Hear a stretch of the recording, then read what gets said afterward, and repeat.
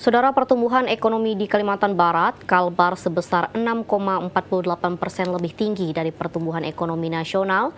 Namun semua kabupaten kota di Kalbar harus mampu memanfaatkan peluang-peluang yang ada untuk membuat pusat-pusat pertumbuhan ekonomi baru. Sektor pariwisata memiliki peluang yang baik untuk bersumbangsi memberikan PAD bagi Kalimantan Barat. Pertumbuhan ekonomi di Kalimantan Barat sebesar 6,48%, lebih tinggi dari pertumbuhan ekonomi nasional. Namun semua kabupaten kota di Kalbar harus mampu memanfaatkan peluang-peluang yang ada untuk membuat pusat-pusat pertumbuhan ekonomi baru.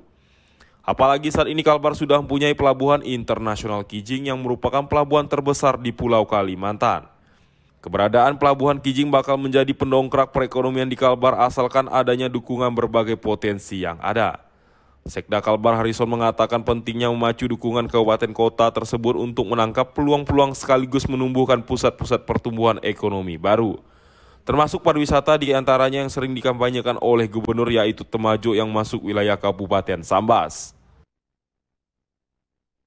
Seperti yang sudah disebut tadi oleh Pak Presiden ya, potensi bisnis termasuk pariwisata, ekonomi kreatif ya, yang sebenarnya harus pemerintah kabupaten kota termasuk pemerintah provinsi itu aparaturnya itu harus berpikir bisnis. Jadi bagaimana mereka melihat peluang-peluang bisnis itu, nah lalu mereka kembangkan ya sehingga nanti terjadi mendukung untuk pertumbuhan ekonomi di Kalbar. Sebagaimana yang telah disebut Presiden Joko Widodo potensi bisnis, termasuk pariwisata di antaranya ekonomi kreatif yang sebenarnya pemerintah provinsi dan kabupaten kota. Aparatur yang harusnya berpikir bisnis bagaimana melihat peluang-peluang bisnis untuk dikembangkan sehingga dapat mendukung pertumbuhan ekonomi di Kalbar.